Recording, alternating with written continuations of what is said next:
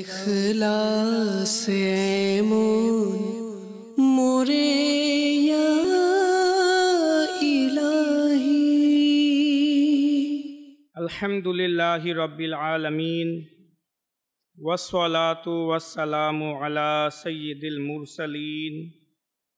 আম্মা বা'দ, ফাআউযু বিল্লাহি মিনাশ শাইতানির রাজীম।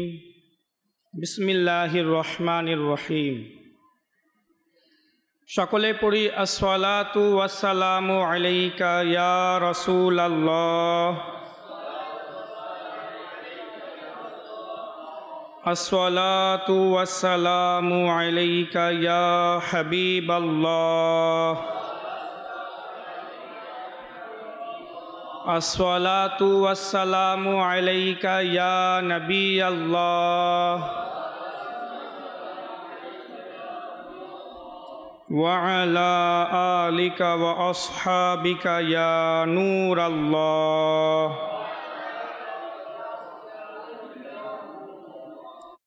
আল কওলুল বদী নামক কিতাবে রয়েছে, মদিনার সুলতান সৃষ্টিকুলের রহমত নবী করিম সাল্লাল্লাহু তাআলা আলাইহি ওয়া আলিহি ওয়াসাল্লাম ইরশাদ করেন, আল্লাহ তাআলার একটি ফেরেশতা রয়েছে যার একটি বাহু পূর্বে অপরটি পশ্চিমে। যখন কোনো ব্যক্তি মহব্বত সহকারে আমার উপর দুরূদ শরীফ পড়ে, তখন সে ফেরেশতা পানিতে ডুব দিয়ে আপন পাখা ঝাড়তে থাকে। আল্লাহ পাক তার পাখা হইতে টপকে পড়া প্রতিটি পানির ফোঁটা হইতে একটি ফেরেশতা সৃষ্টি করেন। সে ফেরেশতারা কিয়ামত পর্যন্ত ওই দুরূদ শরীফ পাঠকারীর জন্য ক্ষমা প্রার্থনা করতে থাকে। সুবহানাল্লাহ। এটা হচ্ছে একবার দুরূদ শরীফ পাঠ করার ফজিলত, একবার দুরূদ শরীফ পাঠ করার শান। তো আমাদেরও উচিত না বেশি বেশি করে প্রিয় নবীর উপর দুরূদ শরীফ পাঠ করা। সাল্লু আলাল হাবিব সাল্লাল্লাহু তাআলা আলা মুহাম্মদ সাল্লাল্লাহু আলাইহি ওয়াসাল্লাম সালাতাম ওয়া সালামান আলাইকা ইয়া রাসূলাল্লাহ।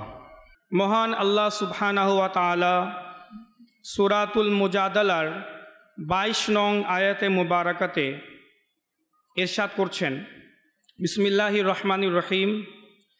উলাইকা কাতাবা ফি কুলুবিহিমুল ঈমানা ওয়া আইয়াদাহুম বিরূহিম মিনহু। অর্থাৎ এরাই হচ্ছে ওই সব লোক যাদের কলবে, ফি কুলুবিহিম, যাদের অন্তরে আল্লাহ রাব্বুল আলামিন ঈমান অঙ্কিত করে দিয়েছেন, লিখে দিয়েছেন। ওয়া আইয়াদাহুম বিরূহিম মিনহু, এবং তার নিকট থেকে রুহুল কুদস দ্বারা তাদেরকে সাহায্য করেছেন। ওয়ায়ুদখিলুহুম জান্নাতিন তাজরি মিন তাহতিহাল আনহারু খালিদিনা ফিহা। আল্লাহ রাব্বুল আলামিন তাদেরকে জান্নাতে প্রবেশ করাবেন যার নিচে থেকে নহর প্রবাহিত হচ্ছে। খালিদিনা ফিহা, এবং তারা সেই জান্নাতে সব সময় থাকবে। রাদিয়াল্লাহু আনহুম ওয়া রাদু আন। আল্লাহ রাব্বুল আলামিন তাদের প্রতি খুশি, ওই সকল বান্দারাও আল্লাহর প্রতি খুশি। উলাইকা হিজবুল্লাহ, এরাই হচ্ছে ওই সব লোক যারা আল্লাহর দল, যারা আল্লাহর লস্কর। আলা ইন্না হিজবাল্লাহি হুমুল মুফলিহুন। আর শুনো, নিঃসন্দেহে আল্লাহরই লস্কর হচ্ছে সফল কাম। এই আয়াতে মুবারাকাতে আল্লাহ রাব্বুল আলামিন মূলত প্রিয় নবী সাল্লাল্লাহু তাআলা আলাইহি ওয়াসাল্লামের সাহাবায়ে কেরামদের শান, মান, মর্যাদা এবং তাদের ফজিলত বয়ান করছেন। এই আয়াতে সাহাবায়ে কেরামদের কয়েকটি ফজিলত বয়ান করেছেন। প্রথমত হচ্ছে আল্লাহ রাব্বুল আলামিন সাহাবায়ে কেরামদের থেকে খুশি হয়ে তাদের কলবেই ঈমান লিখে দিয়েছে। আর যার কলবে, যার অন্তরে আল্লাহ ঈমান লিখে দিয়েছে, তার কলব হইতে কেউ ঈমানকে বের করতে পারবে না। আল্লাহ রাব্বুল আলামিন রুহুল কুদ্দুস দ্বারা তাদের সাহায্যও করেছেন। আল্লাহ তাআলা তাদের জন্য সুন্দর জান্নাত সাজিয়ে রেখেছেন, তারা সেখানে সব সময় থাকবে। আল্লাহও তাদের প্রতি খুশি, তারাও আল্লাহর প্রতি খুশি, আর তারা হচ্ছে আল্লাহর দল। সবচেয়ে বড় কথা, সর্বশেষে আল্লাহ রাব্বুল আলামিন যা ইরশাদ করলেন, আল্লাহ রাব্বুল আলামিনের লস্করই হচ্ছে সফল কাম। গত সপ্তাহে মুনাফিক এবং সাহাবায়ে কেরামদের ঈমানের ব্যাপারে আলোচনা করেছিলাম যে আল্লাহ রাব্বুল আলামিন কোরআনে পাকে ইরশাদ করেছেন মুনাফিকদেরকে যে যতক্ষণ পর্যন্ত তোমাদের ঈমান সাহাবায়ে কেরামদের মতো হবে না, ততক্ষণ পর্যন্ত আল্লাহ রাব্বুল আলামিনের নিকটে তোমাদের ঈমান গ্রহণযোগ্য নয়। যার দৃষ্টিভঙ্গি, যার ঈমান এবং আকীদা সব কিছু সাহাবায়ে কেরামদের মতো হবে, সে প্রকৃত ঈমানদার। তাছাড়া বাকি অন্য সবাই নিজেকে মুসলমান বলুক, ঈমানদার বলুক, টুপি পরুক, পাঞ্জাবি পরুক, পাগড়ি শরীফ পরুক, যাই পরুক না কেন, মুখে দাড়ি সাজিয়ে রাখুক না কেন, যদি ঈমান সাহাবায়ে কেরামদের মতো না হয়, তাদের সাথে যদি দৃষ্টিভঙ্গি এবং আকীদার মিল না থাকে, সে কখনো সফল কাম হবে না। যার কয়েকটি আকীদার উদাহরণও দিয়েছিলাম। প্রিয় নবী সাল্লাল্লাহু আলাইহি ওয়াসাল্লাম ইরশাদ করেছেন, মিশকাত শরীফের হাদিস, আর ইমাম দাইলামিও এই হাদিসকে রিওয়ায়াত করেছেন, আর ইমাম বাইহাকিও আল মুদখালের মধ্যেও রিওয়ায়াত করেছেন, সব হাদিসের বই। আসহাবি কান নুজুমি, আমার সাহাবায়ে কেরাম হচ্ছে নক্ষত্রের ন্যায়। তোমরা আমার সাহাবায়ে কেরামের মধ্যে থেকে যাকে অনুসরণ করবে হিদায়ত পেয়ে যাবে। এর কারণ কি? কারণ ইউজাক্কিহিম, আল্লাহ রাব্বুল আলামিন কোরআনে পাকে ইরশাদ করেছেন যে আমি তোমাদের নিকটে যে নবী পাঠিয়েছি, এই নবী তাদের আত্মশুদ্ধি করেছে। সাহাবায়ে কেরামদেরকে স্বয়ং নিজে থেকে সশরীরে সাহাবায়ে কেরামদের আত্মশুদ্ধি করেছে। তাই সাহাবায়ে কেরামদের এমন অবস্থা, তাদের ঈমানকে আমাদের জন্য রোল মডেল, নমুনা বানিয়ে দেওয়া হয়েছে। ঈমানদার ঠিক আছে, ঈমানদার সাহাবায়ে কেরামদের মতো হলে ঠিক আছে, না হলে বাতিল। এমন ঈমান হইতে হবে। মুনাফিক এবং সাহাবায়ে কেরামের ঈমানের আরেকটি পার্থক্য, আল্লাহ রাব্বুল আলামিন কোরআনে পাকে মুনাফিকদেরকে ইরশাদ করছেন বা তাদের ব্যাপারে বলছেন, ওয়া ইযা কিলা লাহুম, আর যখন মুনাফিকদেরকে বলা হয় তাআলাউ, এসো, মুনাফিকদেরকে যখন বলা হয় এসো, কোথায় আসবো? আমার রাসূল সাল্লাল্লাহু আলাইহি ওয়াসাল্লামের দরবারে আসো। কেন আসবো? ইয়াস্তাগফির লাকুম রাসূলুল্লাহ, যাতে করে আমার এই রাসূল মুহাম্মদে আরবি তোমাদের জন্য সুপারিশ করে। আর যদি তোমরা আসো, আল্লাহ রাব্বুল আলামিন তওবা কবুল করবে তোমাদের। এই কথা শুনে মুনাফিকরা কি করলো? আল্লাহ রাব্বুল আলামিন ইরশাদ করছেন, লাওয়াউ রুউসাহুম, তারা তো এই কথা শুনে নিজের মাথা ঘুরিয়ে দিল। ওয়া রাআইতাহুম, এবং হে আমার হাবিব আপনি তাদেরকে দেখবেন, ইয়াসুদ্দুনা ওয়া হুম মুস্তাকবিরুন, যে তারা তো অহংকাররত অবস্থায় অহংকার করে মুখ ফিরিয়ে নিচ্ছে আপনার থেকে। এই নবীর দরবারে যাব, মুহাম্মদ সাল্লাল্লাহু আলাইহি ওয়াসাল্লাম তার দরবারে যাব, তিনি তার কি ক্ষমতা যে সে আমাদের সুপারিশ করবে? মুনাফিকদের এই আকীদা ছিল, এই ঈমান ছিল, তাদের দৃষ্টিভঙ্গি ছিল যে মুহাম্মদ সাল্লাল্লাহু আলাইহি ওয়াসাল্লামের কোনো ক্ষমতা নাই যে তিনি আমাদের সুপারিশ করবেন। তারা এটা মনে করতো যে আল্লাহ তাআলা আমাদের প্রতি খুশি, যা করবেন আল্লাহ করবেন, নবীর কাছে যাওয়ার আবার কি দরকার? এটা মুনাফিকদের আকীদা ছিল। আর সাহাবায়ে কেরামদের আকীদা কেমন? সুবহানাল্লাহ, সাহাবায়ে কেরামদের আকীদা তো এত সুন্দর ছিল, তাদের থেকে যদি কোনো ভুল সংগঠিত হয়ে যেত, তারা ওই ভুলের উপর অটল থাকতেন না, সাথে সাথে প্রিয় নবীর দরবারে চলে যেতেন এবং বলতেন, ইয়া রাসূলুল্লাহ আমার জন্য শাফাআত করেন। হাদিসে মুবারাকাতে রয়েছে, এক মহিলা সাহাবী হইতে একটি ভুল হয়ে যায়, তিনি প্রিয় নবী সাল্লাল্লাহু আলাইহি ওয়াসাল্লামের দরবারে এসে আরজ করেন, ইয়া রাসূলুল্লাহ তাহিরনি, ইয়া রাসূলুল্লাহ আমাকে পবিত্র করে দিন, আমার থেকে একটা ভুল হয়ে গেছে। অনুরূপভাবে অপর এক সাহাবী থেকে একটি ভুল হয়ে যায়, তিনি এমন অনুতপ্ত হইলেন, নিজেকে মসজিদুন নববী শরীফের একটি পিলারের সাথে রশি দিয়ে বেঁধে ফেলেন, আর বলেন যতক্ষণ পর্যন্ত প্রিয় নবী নিজে এসে রশি খুলবেন না, আমি এই পিলারের মধ্যে বাঁধা অবস্থায় থাকব। কেমন অবস্থা দেখুন, 7 দিন পর্যন্ত মসজিদুন নববী শরীফের পিলারের সাথে তিনি নিজেকে বাঁধা অবস্থায় রাখলেন, যে প্রিয় নবী আসবেন তখনই আমি মনে করব আল্লাহ আমাকে ক্ষমা করে দিয়েছে, নাহলে আমি বের হব না। প্রিয় নবীকে খুশি হইতে হবে, উনাকে আসতে হবে। 7 দিন পর্যন্ত তিনি পিলারের সাথে নিজেকে বেঁধে রেখেছিলেন। অতঃপর প্রিয় নবী সাল্লাল্লাহু আলাইহি ওয়াসাল্লাম নিজে এসে নিজের হাত মোবারক দ্বারা সে রশিটি খুললেন। এটা ছিল সাহাবায়ে কেরামদের অবস্থা। তারা এইভাবে প্রিয় নবী সাল্লাল্লাহু আলাইহি ওয়াসাল্লামের দরবারে আসতেন সুপারিশের জন্য।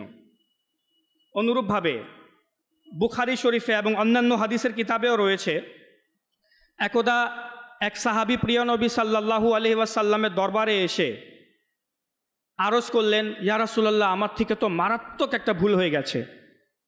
কি ভুল? আমি রোজা রাখা অবস্থায় নিজের স্ত্রীর সাথে সঙ্গম করে ফেললাম, তো রোজা তো ভঙ্গ হয়ে যাবে। এখন কি করি? আর ইচ্ছাকৃতভাবেই হয়েছে বিষয়টা, আমার থেকে যা উচিত হয় নাই, এখন কি করব? প্রিয় নবী সাল্লাল্লাহু আলাইহি ওয়াসাল্লাম ইরশাদ করলেন যে কাফারা স্বরূপ একটি গোলাম বা একটা বাদীকে তুমি আজাদ করতে পারবে, মুক্ত করতে পারবে? ইয়া রাসূলুল্লাহ, এত তো ক্ষমতা আমার নেই। এটা কাফারা। যদি কেউ ইচ্ছাকৃতভাবে রোজা ভঙ্গ করে ফেলে তাহলে এটা কাফারা স্বরূপ দিতে হয়। ইয়া রাসূলুল্লাহ, আমার তো ক্ষমতা নেই। বলে আচ্ছা, লাগাতার 2 মাস 60 দিন রোজা রাখো, পারবে? ইয়া রাসূলুল্লাহ, আমি তো খুব দুর্বল, এই ক্ষমতাও আমার নেই, আমার শারীরিক অবস্থা দেখুন, অনেক খারাপ অবস্থা। প্রিয় নবী সাল্লাল্লাহু আলাইহি ওয়াসাল্লাম ইরশাদ করলেন যে ঠিক আছে, 60 জন মিসকিনকে পেট ভরে খাবার খাওয়াও, পারবে? ইয়া রাসূলুল্লাহ, আমি তো গরিব, আমার কাছে এত ধন সম্পদও নাই যে আমি খাওয়াবো। এটা কাফারার 3টা ক্রাইটেরিয়া আছে, প্রকার আছে, যে একটা না পারলে আরেকটা করবে। তো এখন যেহেতু গোলামের বাদীর যুগ নাই, তো সে 60টি রোজা রাখবে অথবা 60 মিসকিনকে আহার করাবে, কেউ যদি ইচ্ছাকৃতভাবে রোজা ভঙ্গ করে। তো প্রিয় নবী তাকে ইরশাদ করলেন, সে তো 3টাতেই অপারগতা প্রকাশ করলো, ইয়া রাসূলুল্লাহ, আমি একটাও পারছি না। তো কিছুক্ষণ পরেই এক ব্যক্তি প্রিয় নবীর দরবারে 1 টুকরি খেজুর নিয়ে আসে এবং প্রিয় নবীকে তহফাতান উপহার স্বরূপ দিয়ে দেয়। তো এখন প্রিয় নবী ইরশাদ করলেন, ওই ব্যক্তি কই যে আমাকে প্রশ্ন করেছিল? হুজুর, আমি এই যে এখানে। বলে, এই নাও, 1 টুকরি খেজুর নাও এবং যা গরিবদের মাঝে বিতরণ করে দাও, 60 জন মিসকিনকে এই খেজুর পেট ভরে খাওয়ায় দাও, তোমার কাফারা হয়ে যাবে। তখন ওই সাহাবী বললেন, ইয়া রাসূলুল্লাহ, আমি তো তখন অপর গরিব মিসকিনকে খাওয়াবো যখন আমি নিজে সম্পদশালী থাকব।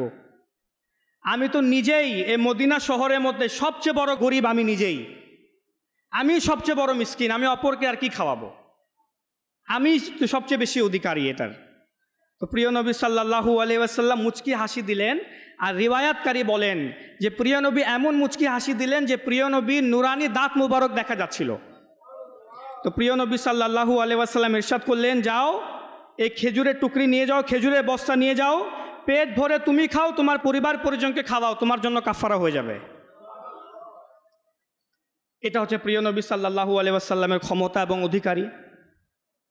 সাহাবী তার থেকে ভুল হয়ে গেছে, তো প্রিয় নবী দরবারে আসছে, প্রিয় নবী সমাধান দিয়ে দিলেন। কেমন নুরানি সমাধান দিলেন!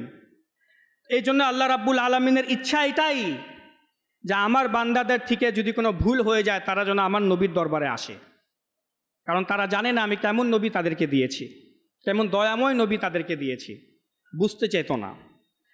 সাহাবায়ে কেরামদের এমন আকীদা হওয়ার কারণ হচ্ছে আল্লাহ রাব্বুল আলামিন কোরআনে পাকে ইরশাদ করেছেন, ওয়ালাউ আন্নাহুম ইযলামু আনফুসাহুম জাউকা, অর্থাৎ যদি তারা নিজেদের নফসের উপর কোনো জুলুম করে ফেলে, এটা আমাদের সবার জন্য, যদি আমরা নিজেদের নফসের উপর কোনো জুলুম করে ফেলি, অর্থাৎ সহজ ভাষায় যদি আমাদের থেকে কোনো গুনাহ হয়ে যায়, জাউকা, হে আমার নবী, আপনার উম্মতিরা যেন আপনার দরবারে আসে, ফাস্তাগফিরুল্লাহ, তারপর আমার কাছে যেন ক্ষমা চায়।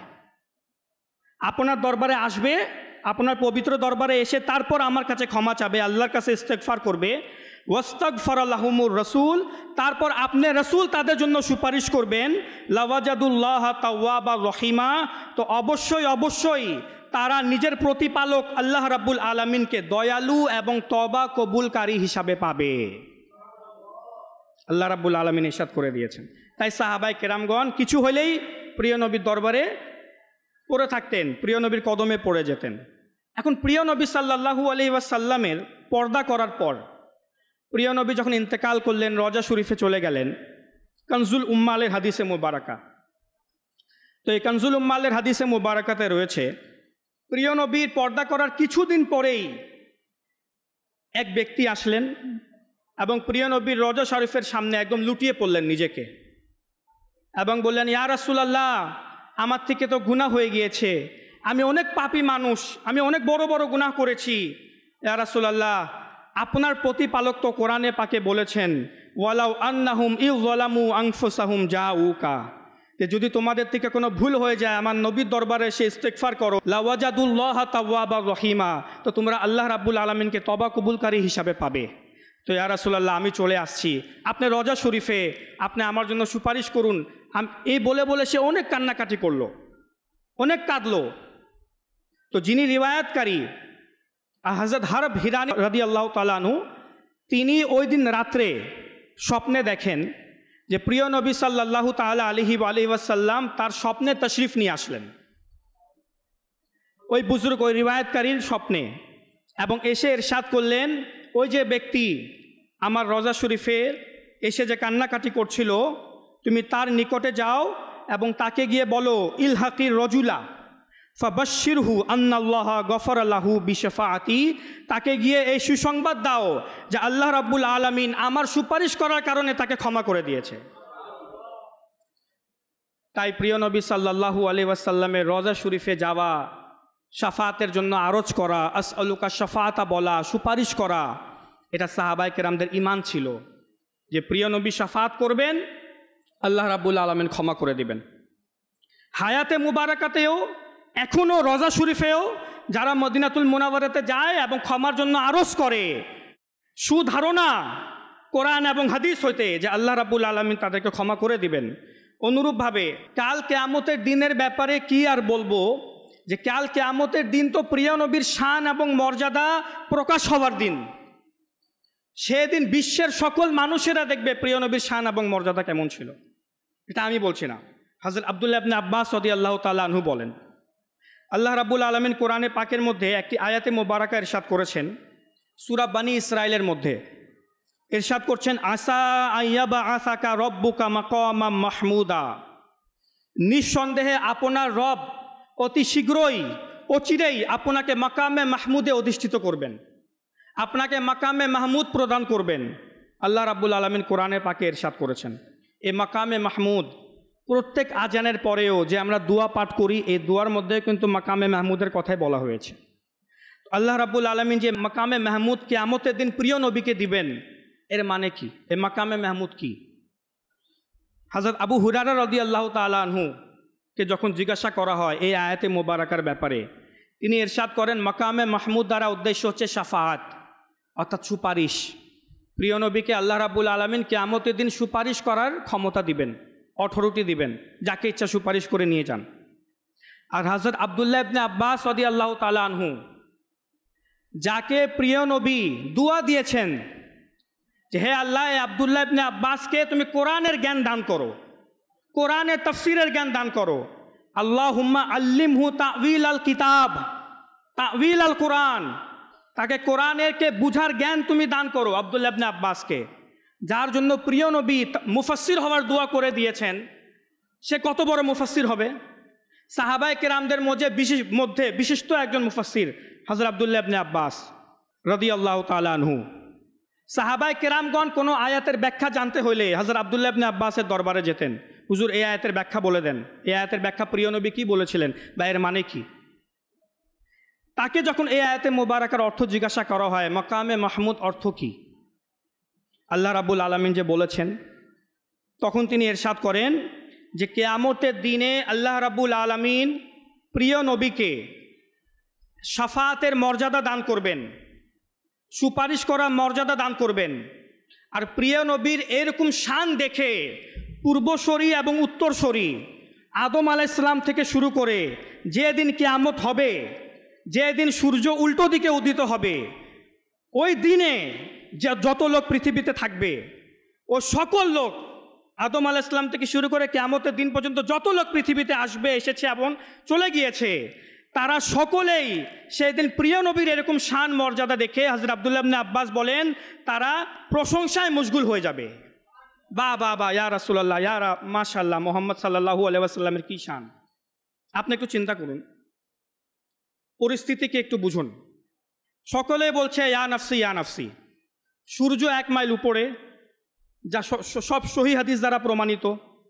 জমিন তামার, কেউ হাঁটু পর্যন্ত, কেউ কোমর পর্যন্ত, কেউ গলা পর্যন্ত, কেউ বা নিজের ঘামের মধ্যে ডুবে আছে, কেউ নিজের ঘামের মধ্যেই ডুবে আছে। মা সন্তান থেকে পলায়ন করছে, সন্তান মা থেকে পলায়ন করছে। কেউ কাউকে একটি নেকি দেওয়ার জন্য রাজি নয়। সকলে ইয়া নাফসি অবস্থা। আম্বিয়া কেরাম আলিমুসসালাতু ওয়াসসালাম, নবী রাসূলগণ, যদিও বা তারা আরশের ছায়া তলে থাকবেন, কিন্তু তারাও আল্লাহর এরকম গজব দেখে মনে মনে আতঙ্কিত থাকবেন। কারণ কিয়ামতের দিন আল্লাহ রাব্বুল আলামিন নিজে যে গজবকে প্রকাশ করবেন তা ইতিপূর্বে কখনো কেউ দেখে নেই। নবী রাসূলগণ, আল্লাহর নেককার সিদ্দিকিন বান্দারা কিয়ামতের দিন ভালো অবস্থায় থাকবে, আরশের ছায়া তলে থাকবে, কিন্তু মনে মনে তারাও একটু ভয় থাকবে, আতঙ্কিত থাকবে, অস্থির থাকবে। এমন পরিস্থিতিতে একমাত্র একটি সত্তা, শুধুমাত্র আমাদের প্রিয় নবী সাল্লাল্লাহু আলাইহি ওয়াসাল্লামই এমন একজন হবেন যাকে আল্লাহ রাব্বুল আলামিন এমন ক্ষমতা দিবেন যে তিনি কিয়ামতের দিন যেখানে ইচ্ছা সেখানে গিয়ে যাকে ইচ্ছা তাকে ধরে শাফাত করে করে জাহান্নামী থেকে জান্নাতি বানিয়ে দিবেন, জাহান্নামী থেকে তাকে জান্নাতি বানিয়ে দিবেন। একমাত্র প্রিয় নবী সাল্লাল্লাহু আলাইহি ওয়াসাল্লামের ক্ষমতা থাকবে। তো ভূপৃষ্ঠের এত মানুষ যখন দেখবে একজন সত্তা, তাকে এমন ক্ষমতা দিয়ে দেওয়া হয়েছে যাকে ইচ্ছা তাকে শাফাত করে করে নিয়ে যাচ্ছে। আর আরেকটি রিওয়ায়াতে রয়েছে যে প্রিয় নবী সাল্লাল্লাহু তাআলা আলাইহি ওয়াসাল্লামকে কিয়ামতের দিন প্রোটোকল স্বরূপ 70,000 ফেরেশতা ঘেরাও করে থাকবে। প্রিয় নবী যেখানে যেখানে যেতে থাকবে ওই 70,000 ফেরেশতারাও প্রিয় নবীর সাথে সাথে যেতে থাকবে প্রোটোকল স্বরূপ। তখন বলেন কি দূর থেকে কেমন একটা নুরানি দৃষ্টি হবে। এদিকে ইয়া নাফসি অবস্থা, ওইদিকে দূর থেকে দেখবে যে একজন নুরানি সত্তা শাফাত করে করে সবাইকে নিয়ে যাচ্ছে। তো এটা হচ্ছে প্রিয় নবী সাল্লাল্লাহু আলাইহি ওয়াসাল্লামের অবস্থা। তাই মুনাফিকদের আকীদা ছিল প্রিয় নবীর কোনো ক্ষমতা নাই। আর এইদিকে সাহাবায়ে কেরামগণ কোরআনে পাকের আয়াত দ্বারাই বুঝে গিয়েছিলেন যে আল্লাহ রাব্বুল আলামিন প্রিয় নবীকে কেমন সুপারিশের এবং শাফাআতের ক্ষমতা প্রদান করেছে। এটা হচ্ছে মুনাফিকদের অবস্থা, এইদিকে হচ্ছে সাহাবায়ে কেরামদের অবস্থা। আচ্ছা, অনুরূপভাবে তাফসিরে মাদারিকে রয়েছে। প্রথমে আয়াতে মুবারাকাটি শুনুন। সূরাতুত তওবাতে আল্লাহ রাব্বুল আলামিন ইরশাদ করেছেন, ওয়ালা ইন সাআলতাহুম লা ইয়াকুলুন্না ইন্নামা কুন্না নাখুদু ওয়া নালআব। অর্থাৎ তাফসিরে মাদারিক এবং দুররে মানসুরের মধ্যে রয়েছে, একদা তাবুক যুদ্ধের সময় এক সাহাবীর উট হারিয়ে যায়। কি হারিয়ে যায়? উট। তাবুক যুদ্ধের সময়। আর ওই সময়কার উট মানে এখনকার সময় কারো প্রাইভেট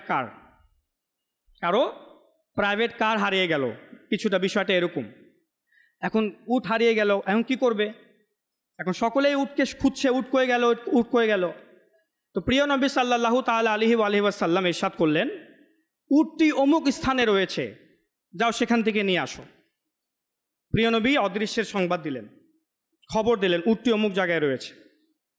আর এই কথা যখন একজন মুনাফিক শুনল, সে শুনে বলল, আরে মুহাম্মদ সাল্লাল্লাহু আলাইহি ওয়াসাল্লাম, তার কি ক্ষমতা আছে অদৃশ্যের সংবাদ দেওয়া? তিনি কি ইলমে গায়ব জানেন নাকি? ইলমে গায়ব তো শুধু আল্লাহ রাব্বুল আলামিন জানেন। কি করছে এগুলা, কি বলছে? আরে এগুলো আমি বিশ্বাস করি না। সাহাবায়ে কেরামগণ প্রিয় নবীর বাতলিয়ে দেওয়া স্থানে যখন তাশরিফ নিয়ে গেলেন তো দেখলেন হ্যাঁ উট তো সেখানে আছে। অতঃপর আল্লাহ রাব্বুল আলামিন এই আয়াতে মোবারকা প্রিয় নবীর কাছে প্রেরণ করলেন। আর আয়াতটির অর্থ হচ্ছে, ওয়ালা ইন সাআলতাহুম, হে আমার হাবিব, আপনি যদি এখন ওই মুনাফিকদেরকে জিজ্ঞাসা করেন যে তোমরা এরকম কেন বললে যে মোহাম্মদ কি ইলমে গায়ব জানে, নাউযুবিল্লাহ, এরকম তোমরা কেন বললে? এখন তারা তো বাহ্যিক তো তারা মুসলমান, ভিতর দিয়ে না তারা মুনাফিক, প্রিয় নবীকে পছন্দ করে না, নাউযুবিল্লাহ। তাই আল্লাহ রাব্বুল আলামিন জিজ্ঞাসা করছেন, আপনি ওই লোকটিকে বা এমন মানুষদেরকে যদি জিজ্ঞাসা করেন যে তোমরা এরকম কেন বললে আমার ব্যাপারে, যে আমি ইলমে গায়ব জানে নাকি জানি না, তখন তারা এই কথাই বলবে। আল্লাহ তাআলা উত্তর দিয়ে দিচ্ছেন তারা কি বলবে। তারা বলবে, ইন্নামা কুন্না নাখুদু ওয়া নালআব, আরে আমরা তো দুষ্টুমি করছিলাম, আমরা তো এমনি একটু ঠাট্টা মশকারি করছিলাম, আপনি জানবেন না তো আর কে জানবে? এটা কার কথা? মুনাফিকদের কথা। আর ঠিকই যখন সাহাবায়ে কেরামদেরকে পাঠাইলেন প্রিয় নবী, গিয়ে জিজ্ঞাসা করো, প্রিয় নবীর কানে যখন এই খবরটি আসলো যে অমুক ব্যক্তি মুসলমান আমাদের সাথে থাকে, কিন্তু এমন কেন বলল, যখন জিজ্ঞাসা করা হয় তখন সে এই কথাই বলল, আরে আমি তো দুষ্টুমি করছিলাম, মস্কারি করছিলাম, প্রিয় নবী ইলমে গায়েব জানবেন না তো কে জানবে। এটা হচ্ছে মুনাফিকদের অবস্থা। তারা প্রিয় নবীর ইলমে গায়েবকে, অদৃশ্যের জ্ঞানকে মানত না। মক্কা মদিনার মুনাফিকরা ইলমে গায়েবকে মানত না। অথচ বুখারী শরীফে, এখন সাহাবায়ে কেরামদের আকীদা শুনুন, বুখারী শরীফে এবং মুসলিম শরীফে হযরত উমর ফারুকে আজম রাদিয়াল্লাহু তাআলা আনহুর আকীদা শুনুন। কার? ইসলামের দ্বিতীয় খলিফা হযরত উমর ফারুকে আজম রাদিয়াল্লাহু তাআলা আনহু। এই হাদিসে মোবারকা তিরমিজি শরীফেও আছে। তিনি ইরশাদ করেন, একদা প্রিয় নবী মেম্বরে দাঁড়িয়ে যান, নামাজ পড়ানোর পর মেম্বরে দাঁড়িয়ে যান। ফাআখবারানা আন বাদইল খলকি, এবং পৃথিবীর শুরু থেকে, পৃথিবীর সূচনা হইতে কি কি ঘটেছে সব বয়ান করা শুরু করেন। হাত্তা দাখলা আহলুল জান্নাতি মানাজিলাহুম ওয়া আহলুন নারি মানাজিলাহুম, এমনকি কিয়ামতের পরে কে কে জান্নাতে প্রবেশ করলো এবং কে কে জাহান্নামে প্রবেশ করলো, প্রিয় নবীও সব কিছু আমাদেরকে বয়ান করে দিলেন। এরপর তিনি নিজে ইরশাদ করছেন, হাফিজা আলিকা মান হাফিজাহু ওয়া নাসিয়াহু মান নাসিয়াহু, আমাদের মধ্যে থেকে যে যতটুকু পেরেছে স্মরণ রাখতে এবং যে ভুলে গিয়েছে সে ভুলে গিয়েছে। কারণ এত কথা কিভাবে স্মরণ রাখবে? প্রিয় নবী এক একটি কথা মেম্বরে দাঁড়িয়ে সব কিছু বলে দিলেন। কি ঘটেছিল, মা কানা, কি ঘটেছে, ও মা ইয়াকুন, এবং কিয়ামত পর্যন্ত কি কি ঘটবে সব কিছু সংবাদ আমার প্রিয় নবী সাল্লাল্লাহু আলাইহি ওয়াসাল্লাম দিয়ে দিলেন। এ কথা কে বয়ান করছেন? হযরত উমর ফারুক আজম রাদিয়াল্লাহু তাআলা আনহু, প্রিয় নবীর ইলমে গায়েবের অবস্থা। অনুরূপভাবে হযরত উমর রাদিয়াল্লাহু তাআলা আনহু থেকে বর্ণিত, যখনই ইয়ামান থেকে, কোথা থেকে? ইয়ামান থেকে হজের উদ্দেশ্যে বা উমরার উদ্দেশ্যে কেউ আসতো মক্কাতে বা মদিনাতে, তো হযরত উমর ফারুক আজম রাদিয়াল্লাহু তাআলা আনহু তাকে জিজ্ঞাসা করতেন যে তোমার নাম কি, তুমি কি মুরাদ গোত্রের, তুমি কি ইয়ামান থেকে এসেছো, তোমার কি কোনো রোগ ছিল, এ ধরনের প্রশ্ন করতেন। তো মানুষেরা জিজ্ঞাসা করলো একদিন যে, হে আমিরুল মুমিনিন, আপনি এরকম প্রশ্ন কেন করেন, যেই ইয়ামান থেকে আসে? তো প্রিয় নবী সাল্লাল্লাহু আলাইহি ওয়াসাল্লাম ইরশাদ, হযরত উমর ফারুক আজম রাদিয়াল্লাহু তাআলা আনহু ইরশাদ করেন যে প্রিয় নবী আমাকে বলেছিলেন যে হে উমর, ইয়ামান থেকে একজন লোক আসবে যার নাম হবে ওয়াইস। নাম কি হবে? ওয়াইস কারনি। তার একটি রোগ থাকবে, শ্বেত রোগ, চর্মরোগ একটা থাকবে। তার চর্মরোগ ঠিকও হয়ে গেছে, কিন্তু তার শরীরে তুমি একটি দাগ দেখতে পাবে। তার একটি মা আছে, যে মায়ের সে অনেক খিদমত করেছে, এবং এই খিদমত করার কারণে সে আল্লাহ রাব্বুল আলামিনের কাছে যা চাইবে আল্লাহ রাব্বুল আলামিন তাকে তা দিয়ে দিবে। তো যখন তোমার সাথে তার সাক্ষাৎ হবে, তুমি অবশ্যই নিজের জন্য তার কাছে ক্ষমা করাবা, ক্ষমার দোয়া চাবা, তাকে বলবা সে যেন তোমার জন্য হাত উঠায় দোয়া করে। তাই আমি ওই ওয়াইস কারনিকে খুঁজছি। আর ঠিকই কিছুদিন পর হযরত ওয়াইস কারনির রহমতুল্লাহি তাআলা আলীর সাথে হযরত উমর ফারুক আজম রাদিয়াল্লাহু তাআলা আনহুর সাক্ষাৎ হয়েই যায়, এটাও রিওয়ায়াতে রয়েছে। তো এখন দেখুন এটা দিয়ে কি বোঝা গেল? যে প্রিয় নবী ওয়াইস কারনি রহমতুল্লাহি তাআলা আলাইকে দেখেন নাই, প্রকাশ্যভাবে দেখেন নাই, তার কি রোগ আছে, রোগ সুস্থ হয়ে গেছে, তার শরীরে একটি দাগ আছে, এই সব কিছু তিনি বলে দিলেন। এমনকি তার মা আছে, মায়ের খিদমত করছে, তার এর কারণে তার এত বেশি ফজিলত, সব কিছু প্রিয় নবী সাল্লাল্লাহু তাআলা আলাইহি ওয়াসাল্লাম ইরশাদ করে দিলেন। এটা ইলমে গায়েব না তো আর কি, এটা অদৃশ্যের জ্ঞান না তো আর কি। এটা হযরত উমর ফারুক আজম রাদিয়াল্লাহু তাআলা আনহু বয়ান করছেন, এটা হচ্ছে ইলমে গায়েব। আচ্ছা, অনুরূপভাবে হযরত আবু হুরায়রা রাদিয়াল্লাহু তাআলা আনহু থেকে বর্ণিত, একদা প্রিয় নবী সাল্লাল্লাহু আলাইহি ওয়াসাল্লাম, হযরত সিদ্দিক আকবর রাদিয়াল্লাহু তাআলা আনহু, হযরত উসমানে গানি এবং হযরত উমর রাদিয়াল্লাহু তাআলা আনহু চারজন উহুদ নামক পাহাড়ে, যা মদিনাতুল মুনাওয়ারাতে রয়েছে, উহুদ নামক পাহাড়ে তারা চড়ছিলেন। তো হঠাৎ উহুদ নামক পাহাড় নাড়া দিল, ভূমিকম্পন হইল। এই হাদিসে মোবারকা বুখারী শরীফেও আছে, মুসলিম শরীফেও আছে। আবার এই হাদিসকে ইমাম তিরমিজিও রিওয়ায়াত করেছেন। ইমাম আবু ইয়ালাও নিজের মুসনাদে আর সাহি ইবনে হিব্বানেও এই হাদিসটি আছে। মানে বড় বড় মুহাদ্দিসিনে কেরাম হাদিসটি রিওয়ায়াত করেছেন, কেউ ছাড়েন না এই হাদিসটি। এখন যখন উহুদ পাহাড়ে কম্পন হলো, আর তারা তো উহুদ পাহাড়ের উপরেই, তো প্রিয় নবী সাল্লাল্লাহু আলাইহি ওয়াসাল্লাম উহুদ পাহাড়কে ইরশাদ করলেন, উসবুত উহুদ, হে উহুদ পাহাড় থেমে যাও, স্থির হও। ফাইন্নামা আলাইকা নবিয়্যুন ওয়া সিদ্দিকুন ওয়া শাহিদান, নিঃসন্দেহে তোমার উপরে একজন নবী, একজন সিদ্দিক আর 2 জন শহীদ রয়েছে। আচ্ছা, প্রিয় নবী সাল্লাল্লাহু আলাইহি ওয়াসাল্লাম নবী, তিনি নিজেকে বললেন, ঠিক আছে।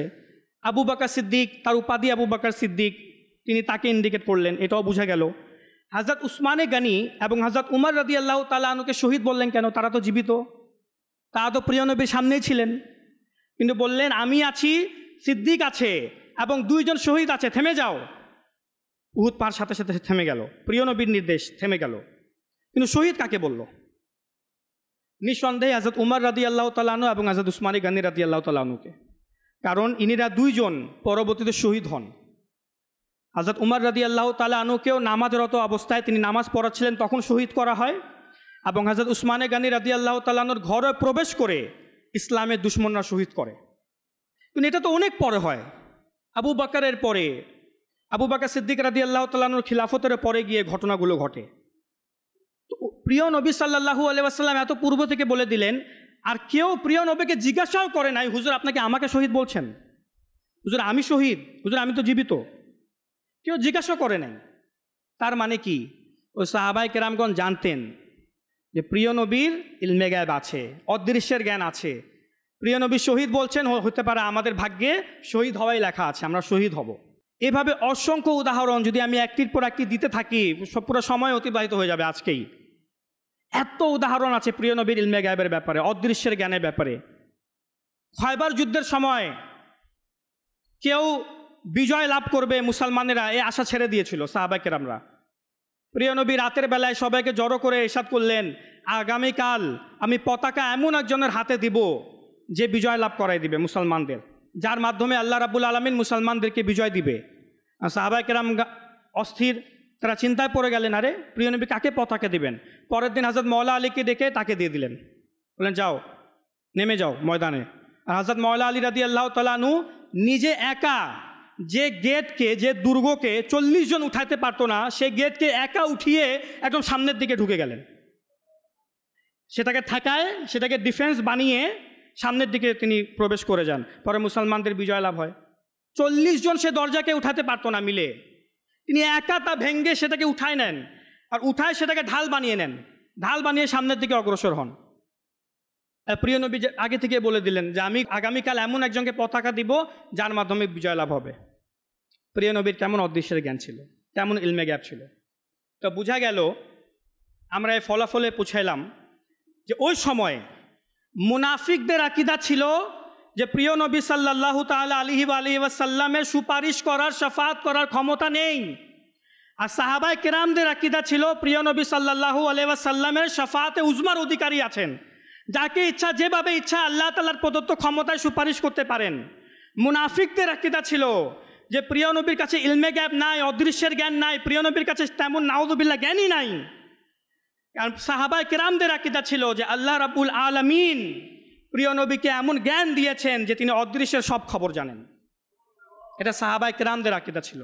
এখন যার ঈমান, যার আকীদা, যার দৃষ্টিভঙ্গি সাহাবায়ে কেরামদের মতো হবে, সে মুসলমান, সে ঈমানদার। আর যার ঈমান, যার আকীদা, যার দৃষ্টিভঙ্গি সাহাবায়ে কেরামদের মতো হবে না, সে যতই নিজেকে মুসলমান ঈমানদার দাবি করুক না কেন, দাড়ি সাজিয়ে নুক, পাগড়ি পরুক না কেন, টুপি পরুক না কেন, পাঞ্জাবি পায়জামা পরুক না কেন, সুফি হয়ে সাজে বসে থাকুক না কেন, আল্লাহ রাব্বুল আলামিনের নিকটে সে মুসলমান না, ঈমানদার না। যদিও বা পুরা শহরবাসী, পুরা দেশবাসী তাকে মুসলমান বলুক, আল্লাহ তাআলার কাছে সে মুসলমান না, তাকে কিয়ামতের দিনই প্রকাশ পাবে। আল্লাহ রাব্বুল আলামিন আমরা যা শুনেছি তা স্মরণ রাখার এবং অপরের নিকট তা পৌঁছানোর তৌফিক দান করুক। আমিন বিজাহিন নবিয়িল আমিন সাল্লাল্লাহু তাআলা আলাইহি ওয়া আলিহি ওয়াসাল্লাম। দাও ইখলাস এমন